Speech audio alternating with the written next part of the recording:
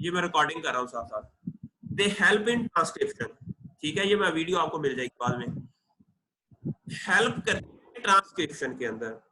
अच्छा, अब देखा जाए अगर फर्ज किया टोमेटो के अंदर 25,000 टोटल जीन है, फर्ज किया, तो वो ट्रांसक्रिप्शन फैक्टर को इनकोड करते हैं। समझ आ गई?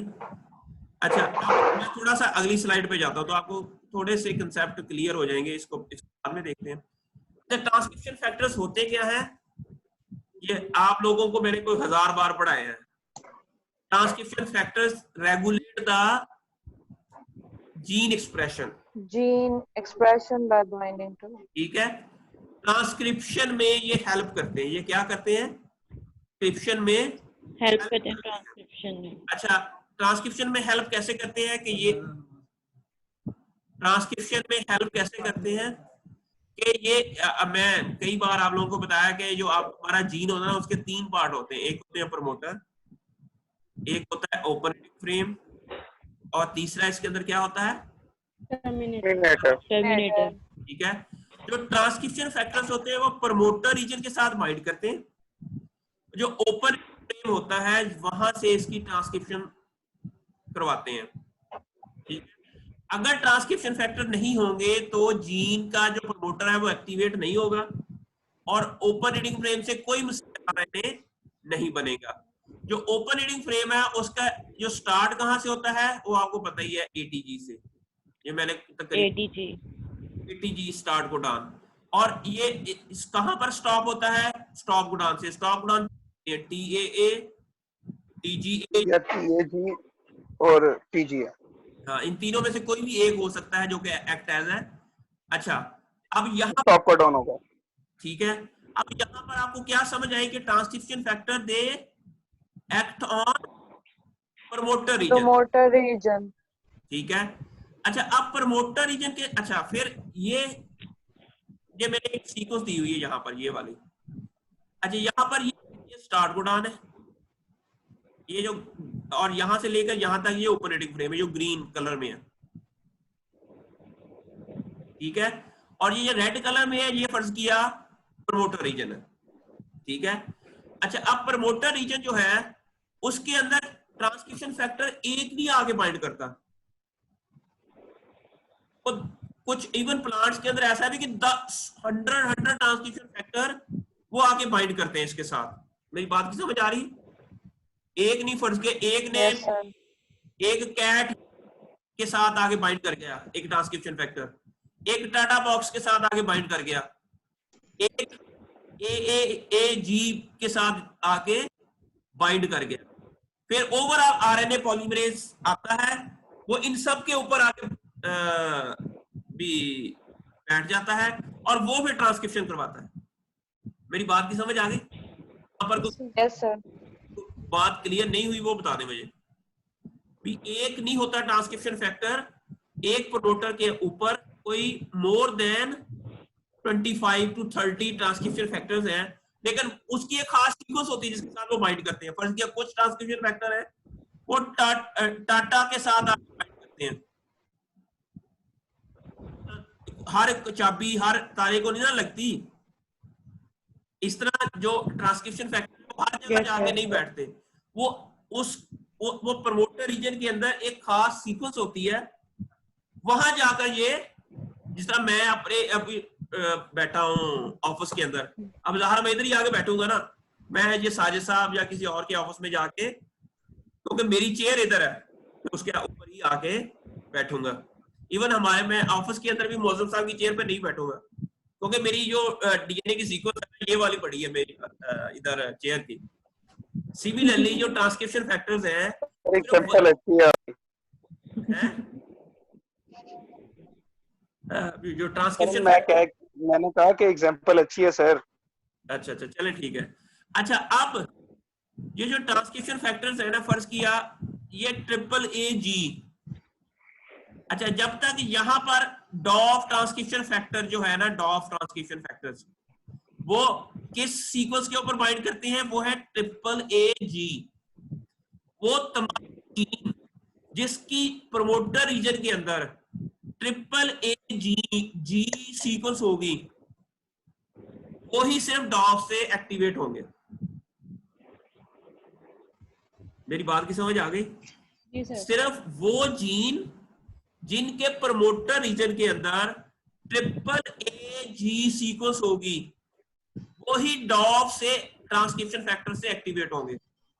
सर डॉफ क्या होता है?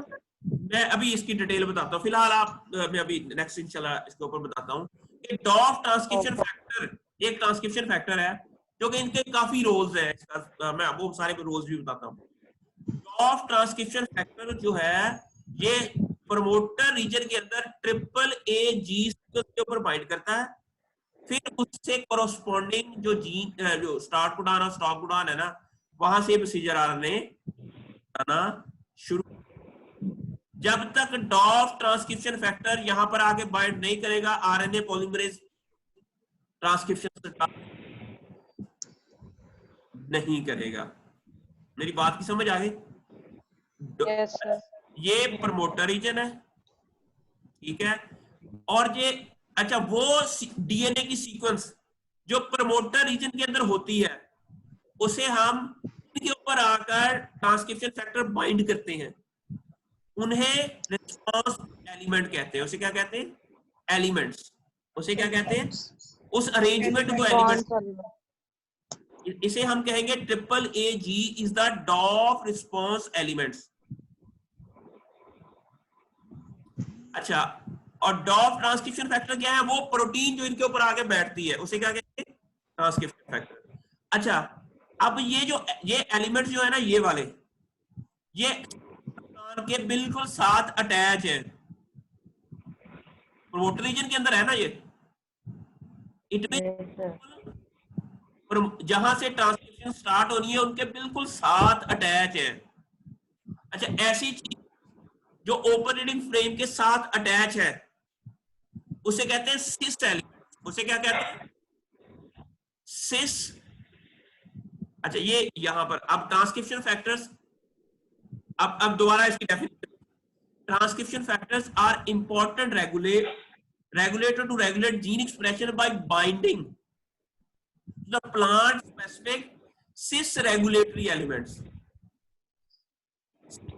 मतलब क्या है? प्रमोटर रीजन के ऊपर वो सीक्वेंस, प्रमोटर रीजन के ऊपर वो सीक्वेंस यहां पर आकर ट्रांसक्रिप्शन फैक्टर ने बाइंड करना है। इसके सिस एलिमेंट्स क्या है? AAG। अच्छा, दो तरह के एलिमेंट होते हैं, एक होते हैं ट्रांस एलिमेंट, एक होते हैं सिस एलिमेंट। फर्ज किया मैं यहां पर बैठा हूं ना, मैं काम कर रहा हूं यहां और मेरी फाइल ये पड़ी है, ठीक है, मैंने कोई काम करना, कंप्यूटर मेरा इधर पड़ा है, ये होगा मेरा सिस एलिमेंट। फर्ज किया मैं यहां बैठा हूं, काम मैंने लैब में जाके करना है, लैब वालों के लिए मैं क्या होऊंगा? ट्रांस। जो जहां प्रोड्यूस होता है वहां एक्ट ना करे, वो किसी और जगह जाकर एक्ट करे, उसे क्या कहते हैं? ट्रांस। तो जहां प्रोड्यूस हो रहा है वही काम कर रहा है, उसे क्या कहते हैं? सिस। अच्छा, अब यहां पर जो सिस एलिमेंट्स हैं वो हैं ये वाले डॉफ, ये AAG। अच्छा, ट्रांस एलिमेंट कौन से है इसमें? Transcription factor. Okay, transcription factor produce कहां होते हैं? साइटोप्लाज्म। ठीक है, प्रोटीन कहां प्रोड्यूस होती है? साइटोप्लाज्म में। बाद में वो न्यूक्लियस की तरफ आती है, बाद में वो कहां आती है? न्यूक्लियस की तरफ, इसलिए इसको हम कहेंगे ट्रांस। अब दोबारा ट्रांसक्रिप्शन फैक्टर की डेफिनेशन देख लें। Transcription factors are important regulator plant specific, जो कि बाइंड करते हैं plant specific regulatory elements in the promoter, thereby activating or repressing the transcription rate of their target gene। Either वो उसकी ट्रांसक्रिप्शन रेट को हाई कर सकते हैं या उसको कम भी कर सकते हैं। मेरी बात की समझ आ गई? अच्छा, जो टोमेटो का जीनोम है ना, जो टोमेटो का जीनोम, उसके अंदर 998 ट्रांसक्रिप्शन फैक्टर्स हैं। कितने हैं? 998। टोटल नंबर ऑफ जीन्स हैं टोमेटो के अंदर 34,727 और उनमें से तकरीबन को 1,998 ट्रांसक्रिप्शन फैक्टर्स हैं।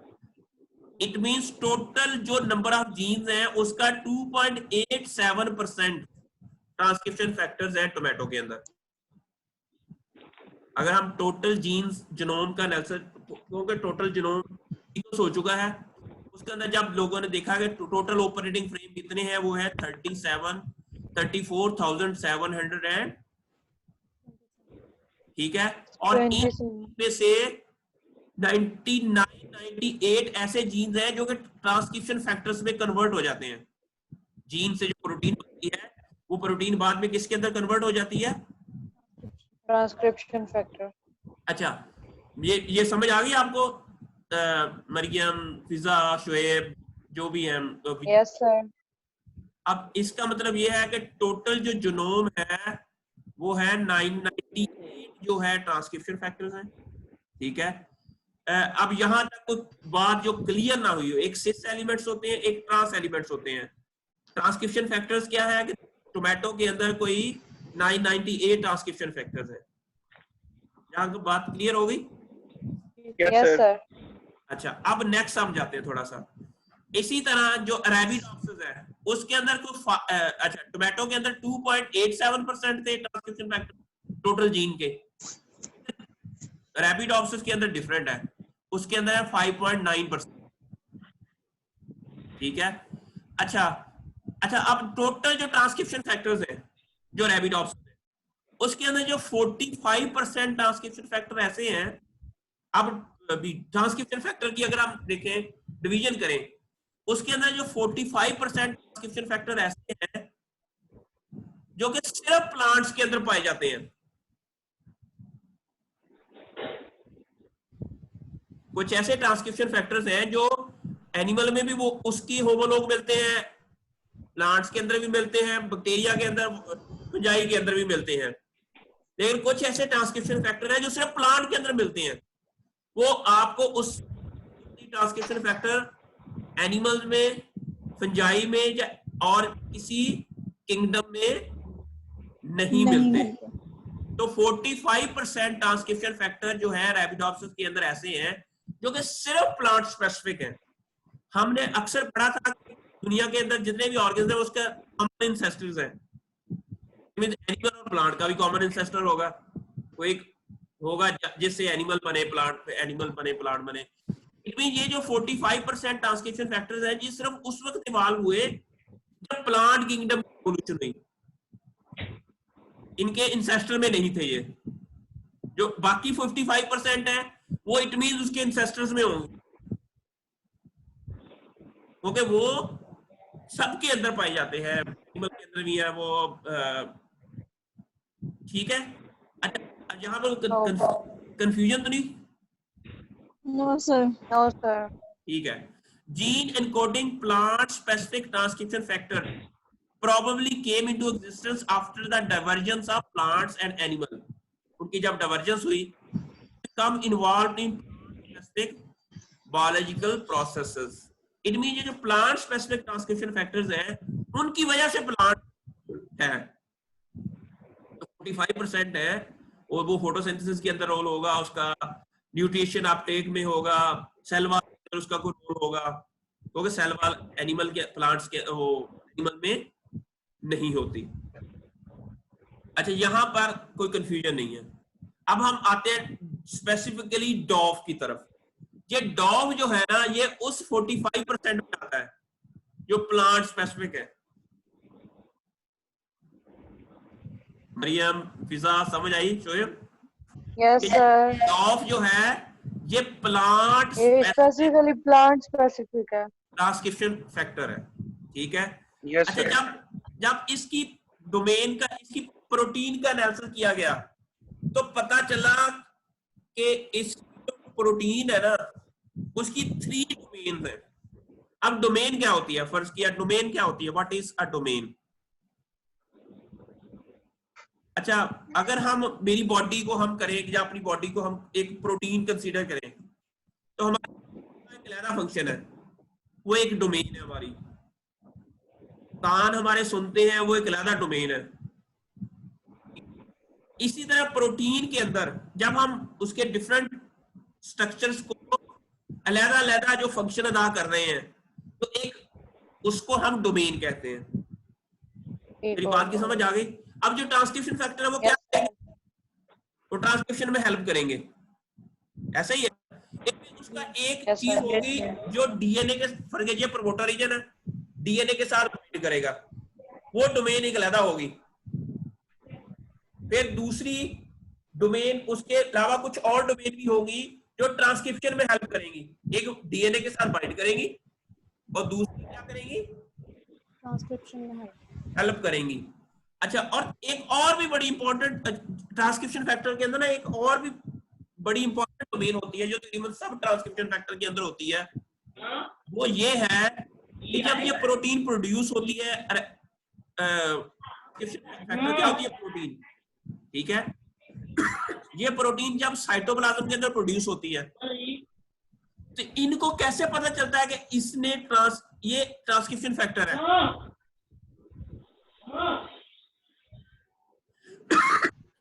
क्योंकि इसके अंदर को एक डोमेन होती है, ठीक है, जो डोमेन इसको गाइड करती है कि तेरा काम या आप हुजूर आप ट्रांसक्रिप्शन फैक्टर हो, और फिर उसको गाइड करती है कि आप क्योंकि ट्रांसक्रिप्शन फैक्टर डीएनए के साथ बाइंड करते हैं। डीएनए कहाँ होता है? न्यूक्लियस के अंदर, न्यूक्लियस में। ऐसा ही है ना? डीएनए कहाँ होता है? न्यूक्लियस के अंदर, ठीक है। अब न्यूक्लियस के अंदर होता है, इट मीन ये जो प्रोटीन्स हैं ये क्या करेंगी? ये न्यूक्लियस की तरफ जाएंगी।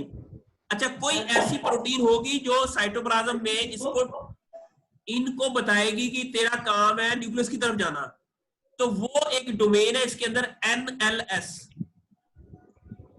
मेरी बात की समझ आ गई? Yes sir. NLS, nuclear localisation signal, इसे क्या कहते हैं? Nuclear localisation signal. एक डोमेन ऐसी है जो इसको गाइड करी है कि तूने उसकी तरफ जाना है। ये असर डॉफ डोमेन है इसकी, ये वो डीएनए के साथ बाइंड करती है। इसे डॉफ का मतलब है DNA binding with one finger. डॉफ domain का काम क्या है? ये डीएनए के साथ बाइंडिंग करती है। ये जो ग्रीन कलर में ये डोमेन है, this domain is known as DOF domain. और ये वाली एनएलएस क्या है? ये वो डोमेन है जो इस प्रोटीन को गाइड करती है कि आपने साइटोप्लाज्म से न्यूक्लियस की तरफ जाना है। अच्छा, ये डॉफ डीएनए के साथ बाइंड करके ये एक्टिवेशन डोमेन है, ये ट्रांसक्रिप्शन के अंदर एक्टिवेशन में हेल्प करती है। आपको स्ट्रक्चर का समझ आ गई? डॉफ क्या है? एक डीएनए डोमेन है, ये डोमेन है इसकी, ये अमीनो एसिड की आपस में अरेंजमेंट करके इस तरह की एक स्ट्रक्चर बनती है, ठीक है। और इस स्ट्रक्चर के अंदर डिफरेंट अमीनो एसिड है, एक लूप बनता है, लेकिन दरमियान में जिंक, इसलिए इसको जिंक फिंगर डोमेन भी कहते हैं, इसको जिंक फिंगर डोमेन और इसको डॉफ डोमेन भी कहते हैं, DNA binding zinc finger domain, इसलिए इसको डॉफ कहा जाता है, ठीक है। DNA binding with one finger, ठीक है।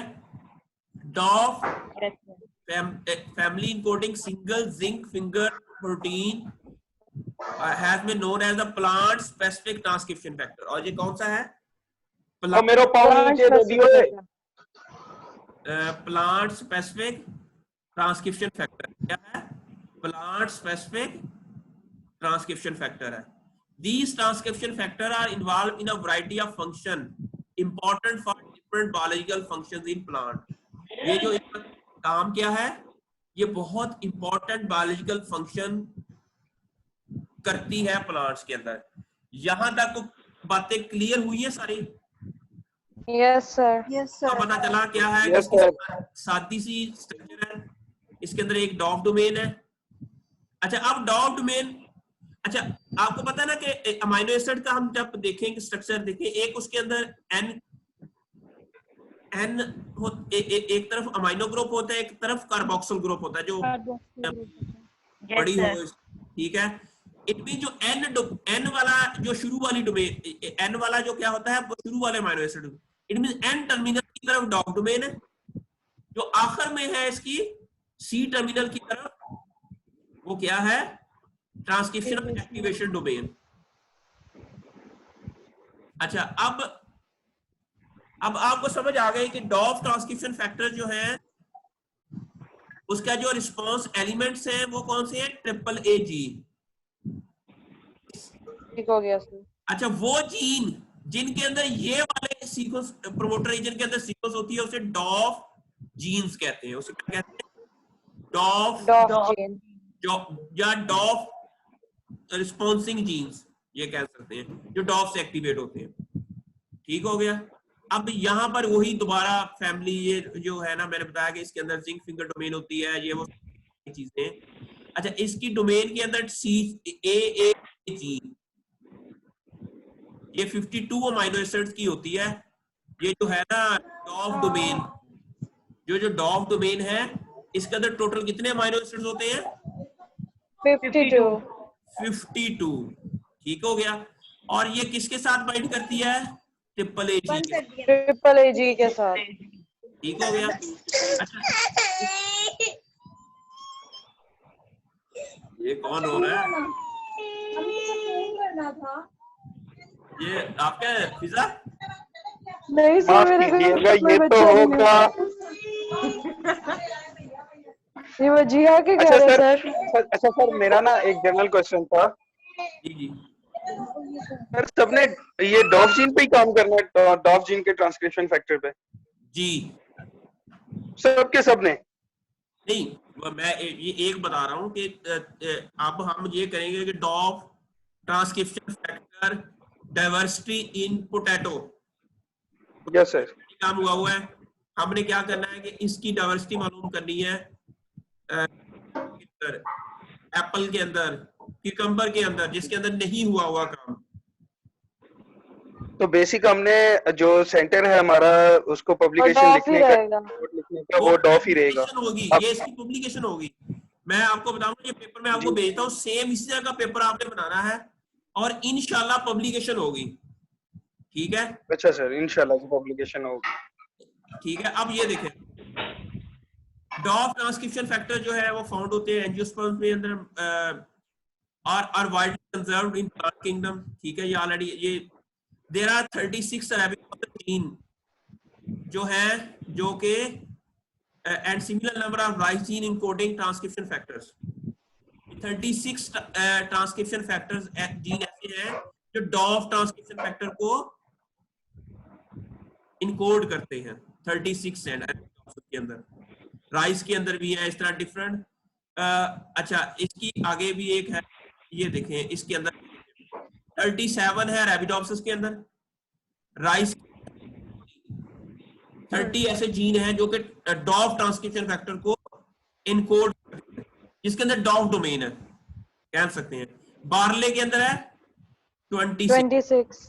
ये सारे पेपर ही पब्लिश हुए हैं। सोयाबीन के अंदर है 28, वीट के अंदर 19, सॉर्गम 19, डिफरेंट प्लांट के अंदर। ठीक है, इस बंदे ने जो मैं पेपर बता रहा हूँ कि इसने टोमेटो पे काम किया। ठीक है। अच्छा, अब ये, अच्छा, इनका काम क्या है, डॉफ प्रोटीन का रेगुलेशन, स्टोरेज के अंदर, रूट के अंदर, डेवलपमेंट के अंदर रोल है इसका। Cell wall gene expression, cell wall gene. ठीक है। इस तरह रेगुलेशन ऑफ डिफेंस के अंदर भी इसका कोई रोल है। सेल साइकिल जो हमारे अंदर सेल डिवीजन होती है उसके अंदर इसका रोल है। ठीक है। इसके अलावा फाइटोक्रोम जो है उसकी सिग्नलिंग के अंदर भी इसका रोल है। फिर नाइट्रोजन यूज के अंदर कोई रोल है। अच्छा, अब ये सारी कहानी आपको यहाँ तक क्लियर हो गई कि ये जो डॉफ ट्रांसक्रिप्शन फैक्टर्स हैं या इस तरह रिलेटेड, ठीक है, हमने क्या काम करना है। अब नेक्स्ट क्वेश्चन ये है कि ये यहाँ पर स्टार्ट हुआ हमारा काम।